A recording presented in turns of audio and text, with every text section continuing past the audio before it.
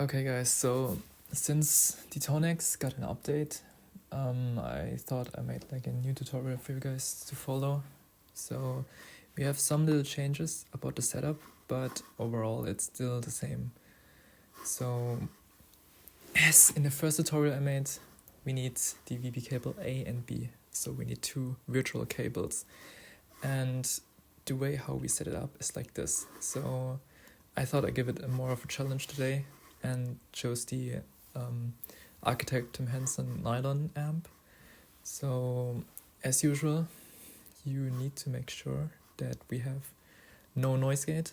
So noise gate off will give us the best results in the end. And also the timed effects like reverb should be off. And if you use like a different plugin with like transpose or anything, turn that off too. So let's check. And also make sure if there's like a doubler, turn it off too. And now let's go to the setup, which is audio output device VB cable B. Audio input device is VB cable A. And what's new is we need to set up the output channels, which is output 1 and output 2. So now we have to set up two microphones inside Tonex, but I'm going to show you this in the next steps. So just make sure output is B and input is A inside the plugin. And since we got the new modeler app, we can go like in the old version with the complex rig, and we want to capture a guitar, and we hit on next, and here's the setup. So you see we have the input A, and here the input is B. So we want this program to say VB cable A input is going to be the output in Tonex, because Tonex is going to play an audio file out and out of the A into Neural DSP. And what comes out of Neural DSP is going to be captured by Tonex, so out from cable B into Tonex. So it's like a loop back. So the guitar sounds coming from Tonex goes into the Tim Henson plugin, and with all the amp and all the processed sounds, it will be played back to Tonex, and Tonex will know how it should sound in the end and will give us a clone of the preset. Okay, and here you can see we have the output 1 and 2, which is our microphone. Output in the plugin means input in Tonex. So input 1 is microphone 2 or 1, you can change it up. It doesn't matter if it's 1 or 2. So 1, I have it on microphone 2 and 2 on microphone 1, but you can change that. So only these two microphones. And 3, input 3 is not even activated. We don't need a guitar, so we just put in anything that is not used. So just put in like 3, I don't have 3 enabled. And for the reamplification box, I don't have anything either here. I don't have the reamplification box, we don't need it. So just put in input 1, output 2 or output 1, because we need to put anything in so we can proceed to the next step. So then we go to the next step, and here's the input levels check. We can click on test to see, like usually. No, look, during this whole process we are not able to hear anything, because only the programs between each other are going to play back, so we can't even hear from our speakers or from our headphones. So then we go into the next, and here you can like do send level. I don't even know what the setting is, so I don't need that for my purpose. And we click on next, and here you can see mic 1 and mic 2. And once you hit play, you can see that it's going to play an audio file into Tonex and into Tim Henson. So the microphone 1 and 2, you can see if I disable this one, this microphone is gone. And if I enable it again, it's here, look. Okay, so with this, we made sure that Tonex plays into the plugin, and Tonex is able to hear the plugin back. So once you see this is a good sign, and it shows us also that we have to lower our volume. So we're going to do that. The volume and the input gain, so it will not clip in the recording. Okay, everything seems correct. We can go a bit louder. Usually I want to be as loud as possible, so we get the best result, because this preset is going to play a bit louder usually. And now we can go to the next step, which is naming everything and also the capture process. So I'm gonna hit capture now, and you can see it's going to start our capturing process.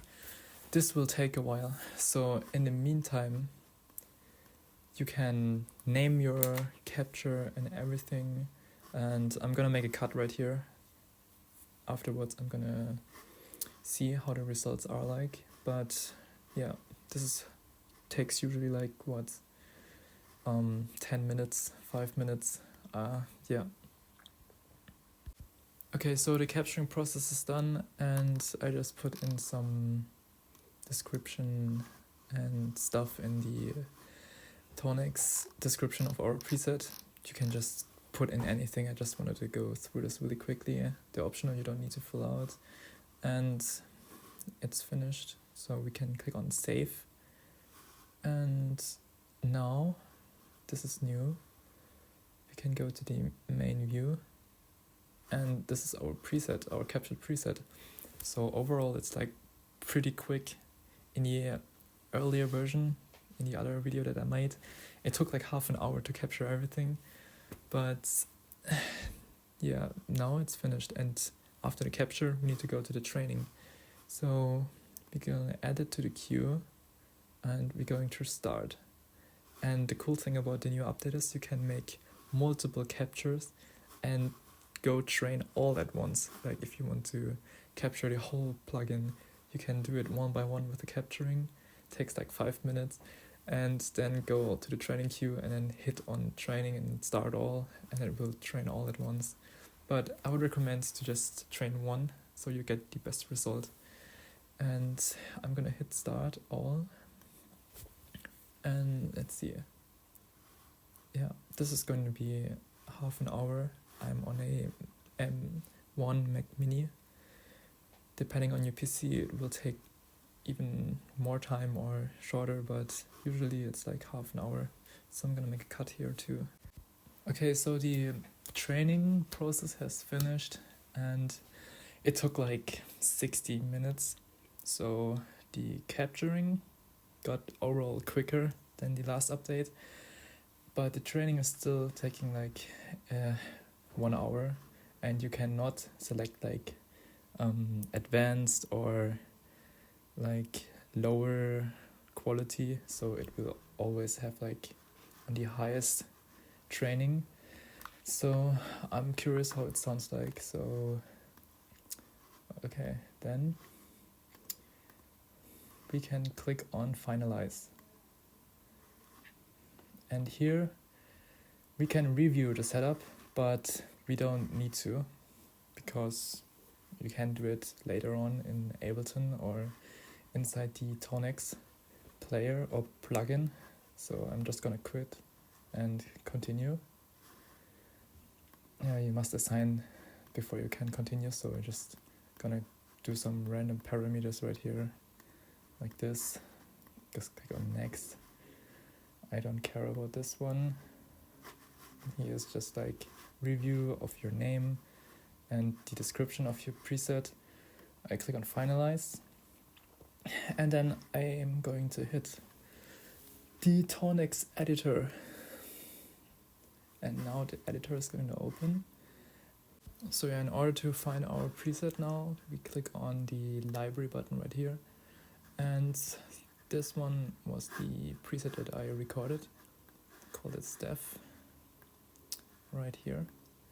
And now it says, like right here, our amp, but in the hardware, like I have my Tonex connected right now to my PC, and it's just like on a random preset on bank 0C, and I don't want to change that. I want to put this one on something that I don't use, which is the Jazzy preset right here. I can change that into our captured presets. Software library, def, here. So now we have it right here, and we can rename it. And first I set my reverb. I can change it later on, but I just turn it on like this right now. Click on save, and now it's saved, but you need to rename it so we know what it is. So